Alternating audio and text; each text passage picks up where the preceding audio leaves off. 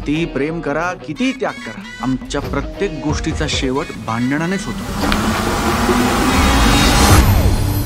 आता मला सांग, माझं लग्न कोणी लावलं?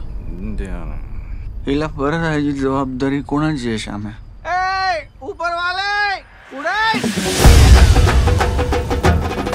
तुझे तुझ्या पत्नीवरचे प्रेम पाहून तुला या यातनेतून मुक्त होण्याची मी एक संधी देतो.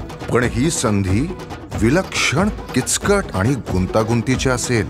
तुझ्या गेल्या 5 जन्मातील बायका आणि त्या बायकांच्या इच्छा तुला शोधून त्या पूर्ण कराव्या लागतील.